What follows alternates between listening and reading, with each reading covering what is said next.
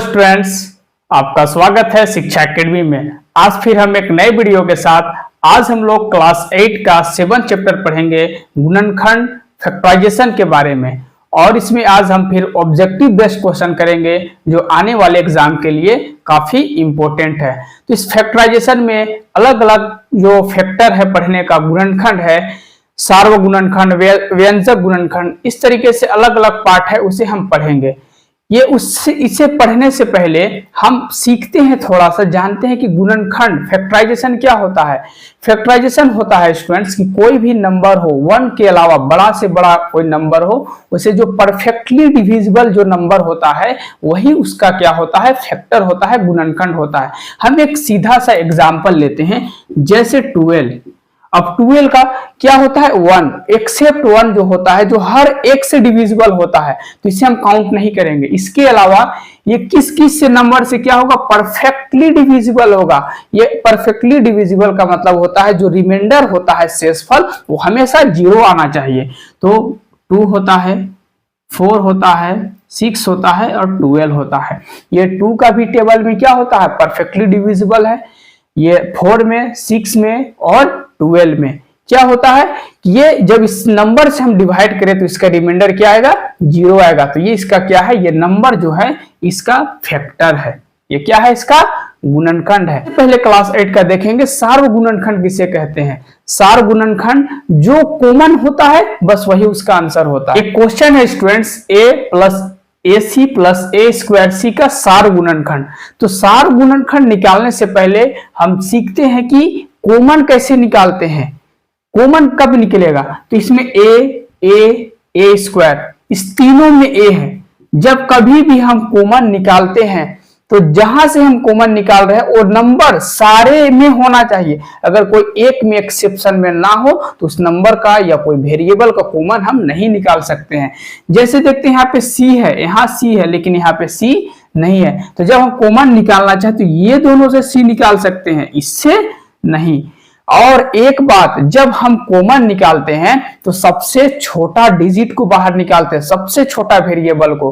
क्यों, सपोज आप करें जैसे ये 4 + 8 है, अब इससे हमें कॉमन निकालना है 8, तो 8 कॉमन नहीं निकलेगा। क्यों नहीं निकलेगा, क्योंकि 8 का टेबल में 4 नहीं आता है, 4 का टेबल में 8 आता है, इसलिए हम इसमें क्या निकालेंगे, 4 कॉमन निकालेंगे। अब 4 का कितना बार में 4 आता है, 1 टाइम्स में और 2 टाइम्स में। जब इसे आपस में मल्टीप्लाई करेंगे तो 4 × 1 = 4, फिर इसे करेंगे तो 4 × 2 = 8, वही नंबर आ जाए मल्टीप्लाई करने के बाद। तो हम जब कॉमन निकालते हैं तो सबसे छोटा डिजिट को निकालते हैं, और वैसे नंबर को कॉमन निकालेंगे जो एक दूसरे का टेबल में आता हो। ऐसा नहीं कि एक में आए दूसरा में ना आए, तो ऐसा नहीं होगा। तो इसमें देखते हैं a स्क्वायर है, तो इसमें स्मॉलेस्ट कौन है, a है। इसमें एक a को बाहर निकाले तो 1 बचा, एक यहां से बाहर जब निकाल चुके हैं तो C बचा। यहाँ पे a स्क्वायर है, मतलब a कितना टाइम्स है, a स्क्वायर, इसका मतलब होता है a 2 बार है, तो 1 बार बाहर निकलेगा तो 1 बचा और C, ये इसका क्या हुआ, कॉमन निकल गया। अब सार्वग गुणनखंड पूछा है, सार्वग गुणनखंड। सार्वग गुणनखंड क्या होता है, जिसमें जो कॉमन होता है वही क्या होता है, सार्वग गुणनखंड हो जाता है। सार्वग गुणनखंड क्या है, ये। तो जो नंबर या जो वेरिएबल कॉमन आए बस वही उसका क्या होता है, सार्वग गुणनखंड होता है। क्या होता है, अब इसमें देखते हैं कौन सा ऐसा वेरिएबल निकलने वाला है जो सार्वग गुणनखंड होगा। तो हम सबसे पहले देखते हैं a किसमें किसमें, a क्या है, तीनों में है, और b भी क्या है, तीनों में है। लेकिन सबसे स्मॉलेस्ट a क्या है, a स्क्वायर है, a है, तो सबसे स्मॉलेस्ट a है, और इसमें b है। जब इसमें a और b, इसको निकालने का एक और अच्छा तरीका है कि हम इसे क्या करें, सबसे पहले ब्रेक कर लें। a b स्क्वायर मतलब b कितना बार मल्टीप्लाई है, 2 बार, प्लस a स्क्वायर है तो a कितना बार, 2 बार, into b plus a into b। अब इसमें हम क्या करते हैं, एक यहां से बाहर निकालते हैं क्योंकि ये सारे एक में है, और b भी एक बाहर निकालते हैं। तो a और b बाहर निकाल चुके हैं तो क्या बचा, b। जब यहां से a और b बाहर निकाल चुके हैं तो बचा a, और यहां से a b बाहर निकाल चुके हैं तो बचा 1। तो ab plus b plus a plus 1, इसका सार्वग गुणनखंड क्या होगा, सार्वग गुणनखंड ab होगा।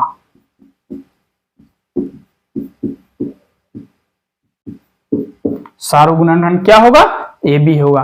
तो जब भी सार्व गुणनखंड का क्वेश्चन आए तो जो कॉमन आएगा वही हमारा क्या होगा, आंसर होगा। हम दूसरे तरह का गुणनखंड निकालने का सीखते हैं। एक क्वेश्चन है जो व्यंजक गुणनखंड है, तो इसमें क्या होगा, जो कॉमन होगा हम उसे निकाल देंगे। देखते हैं इसमें x क्या कॉमन होगा, नहीं होगा। क्यों नहीं होगा, क्योंकि जो x जो वेरिएबल है बस एक के साथ है, दूसरे के साथ में नहीं है। एक क्या 3 और 36 है, तो इसमें कॉमन कौन होगा, क्या 36 होगा, कभी नहीं, क्योंकि 36 क्या है, बड़ा नंबर है। और 3 क्या है, 3 एक स्मॉलेस्ट नंबर है जो 3 का खुद के टेबल में भी आता है और 36 भी 3 का टेबल में आता है। तो जो दोनों का टेबल में आए तो उसे ही हम क्या करते हैं, कॉमन निकालते हैं। तो x निकालें, अब कितना टाइम्स में ये 36 आएगा, तो 12 टाइम्स में, 12 3 जा 36। इसे फिर मल्टीप्लाई हम करें तो 3x प्लस और माइनस माइनस होता है 36, तो यही आंसर आएगा। तो हमारा अभी का आंसर कौन है, ये है। जब गुणनखंड ऐसा कुछ क्वेश्चन दे गुणनखंड निकालने के लिए आए तो हम देखें कि सबसे पहले कॉमन कौन सा नंबर कौन सा वेरिएबल होता है। जो कॉमन होगा उसे निकालेंगे, जो कॉमन नहीं होगा उसे रहने देंगे, वही हमारा फाइनल रिजल्ट तक पहुंचाएगा। एक क्वेश्चन जो क्या है 9x माइनस 27xy है, तो इससे हमें क्या करना है, फैक्टराइज करना है। तो फैक्टराइज करने के लिए हमें क्या करना होता है, गुना में उसे खंड करना होता है, गुना के फॉर्म में, मल्टीप्लाई के फॉर्म में। तो हमें देखते हैं क्या ये 9 का टेबल में 27 आता है, तो हाँ आता है। तो इसका मतलब क्या होगा, इसमें 9 कॉमन बाहर आ जाएगा, और इसमें एक x है, इसमें भी एक x है, तो x बाहर आ जाएगा। जब 9x पूरा कॉमन निकाल चुके तो 1 बचेगा, और 9 का टेबल में कितना बार में 27 आता है, तो 3, तो 3 लिखेंगे, और एक x तो बाहर निकाले y, यही हमारा क्या है, आंसर है। माइनस बी का होता है a square minus B square. इन तीनों फार्मूला के आधारित पर हम क्या करेंगे, कुछ क्वेश्चंस को हम यहाँ पर करेंगे। तो इसे निकालने का आसान सा तरीका है फार्मूला, a प्लस बी का होल स्क्वायर है। तो हम इसे क्या कर सकते हैं, a प्लस बी है तो इसे हम 2 बार मल्टीप्लाई कर सकते हैं। या एक बार a पूरा ब्रैकेट से मल्टीप्लाई होगा, a स्क्वायर, फिर एक बार ए बी से होगा, एक बार बी ए होगा इससे मल्टीप्लाई, एक बार बी स्क्वायर से। जब इसे आपस में ऐड करेंगे तो 2ab प्लस ए स्क्वायर प्लस बी स्क्वायर। तो इस तरीके से हम a माइनस बी भी निकाल सकते हैं, a plus b a minus b का भी फार्मूला को हम लोग निकाल सकते हैं। क्वेश्चन है स्टूडेंट कि a square plus 14a plus 49। अब इसे हमें क्या करना है, गुणनखंड करना है। तो हम देखते हैं कि जो a स्क्वायर है इसे a स्क्वायर लिखे, 14a लिखे, और जो 49 है वो क्या है, 7 का होल स्क्वायर है। तो हमें a स्क्वायर मिल चुका है, b स्क्वायर भी मिल चुका है, हमें 2ab की तलाश है। तो इसको लिख सकते हैं 2 इंटू 7 इंटू a प्लस 7 का होल स्क्वायर। क्या आया, a square plus 2ab plus b square का फॉर्म में आ गया। तो हम इसे लिख सकते हैं कि a प्लस 7 का होल स्क्वायर। जब हम इसे ब्रेक करेंगे तो हमें क्या मिलेगा, फिर से वही क्वेश्चन मिलेगा। आप इसे देख सकते हैं क्या होता है, a square plus 2ab, a की जगह क्या है, a है, और b की जगह 7 है, और b स्क्वायर मतलब 7 का होल स्क्वायर। फिर हमें क्या मिलेगा, वही मिलेगा 25 है। इसे हमें क्या करना है, फैक्टराइज करना है, गुणनखंड करके दिखाना है। तो हम इसे भी चेक करेंगे ये क्या फार्मूला पे आधारित है या फार्मूला में ये क्वेश्चन डील होता है। जब नहीं होता है तो हम दूसरे मेथड से देखेंगे। तो सबसे पहले तो 9 किसका होता है, 3 का होल स्क्वायर और x स्क्वायर, फिर 30x है, 30 को रहने देते हैं, 25 क्या, 5 का होल स्क्वायर है, तो 3x का होल स्क्वायर से पूरा लिख सकते हैं, फिर 30x प्लस 5 का होल स्क्वायर। ये क्या है, a square plus 2ab plus b square, तो 3x प्लस 5 का क्या हो जाएगा, ये होल स्क्वायर फार्मूला हो जाएगा। अभी क्या है, x स्क्वायर माइनस 3 का होल स्क्वायर। अब ये किस फॉर्म में आया, a square minus b square. इसका फार्मूला हमने क्या बताया, एक बार प्लस में होगा a प्लस b और एक बार माइनस में होगा। a की जगह क्या है, x है, और b की जगह 3 है, x प्लस 3 x माइनस 3। तो ये क्या हो, जब फार्मूला में जब ये ब्रेक हो रहा हो तो हम ब्रेक करेंगे, ये किसी का होल स्क्वायर में आ रहा हो तो होल स्क्वायर करेंगे, और फार्मूला में आए तो हम उसे क्या करेंगे, अकॉर्डिंग टू फार्मूला हम क्या करेंगे, बनाते हुए जाएंगे। एक क्वेश्चन है कि 4x square minus 25y square है। अब इसे भी हम क्या करेंगे, देखते हैं कि ये गुणनखंड कैसे होता है।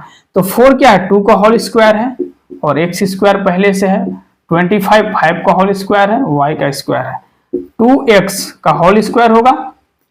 अब ऐसा क्यों लिखते हैं, क्योंकि ये 2 का भी स्क्वायर है और ये 2 का होल स्क्वायर, ये x का होल स्क्वायर है, तो 2 इंटू एक्स का होल स्क्वायर, इसका मतलब क्या है 2 के साथ भी स्क्वायर है और x के साथ भी स्क्वायर है। इसी तरीके से 5y स्क्वायर।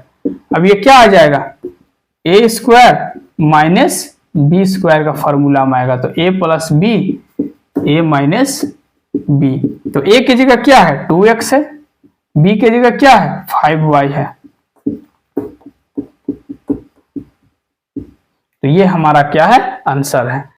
एक क्वेश्चन है कि 4a माइनस 6 का होल ब्रैकेट डिवाइड 2 है और इसका हमें मान निकालना है, वैल्यू निकालना है।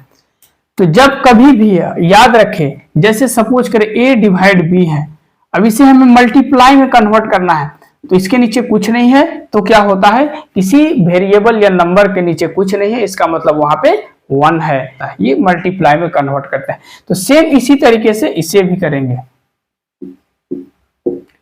इसके नीचे कुछ नहीं है तो 1 है, कन्वर्ट करेंगे तो 1/2 हो जाएगा, ऊपर नीचे हो जाता है। तो 4a माइनस 6/2, ये क्या है 2, एक बार 4a से भी डिवाइड है और एक बार 6 से भी डिवाइड है। 2 2 जा 4, 2 3 जा 6, 2a माइनस 3 इसका क्या होगा, आंसर होगा। तो अब एक और क्वेश्चन है कि 28x² y डिवाइड 7xy का हमें भी वैल्यू निकालना है। तो 28x² y अब डिवाइड करेंगे तो क्या होगा 1/7xy। तो अब इसे हम क्या लिख सकते हैं 20x² y/7xy। अब इसे और अच्छा से सोल्व करना है तो 20x, x का क्या है पावर होल स्क्वायर है, तो ये क्या हो 2 बार मल्टीप्लाई होगा, 7 into x into y, y और वाई कट जाएगा, एक एक्स कट जाएगा, 7 इंटू 7, 7 4 जा 28, क्या बचेगा 4 इंटू एक्स यानी 4x। अच्छा लगे तो चैनल को लाइक करें और सब्सक्राइब करें। फिर हम मिलेंगे नेक्स्ट डे नेक्स्ट वीडियो के साथ में।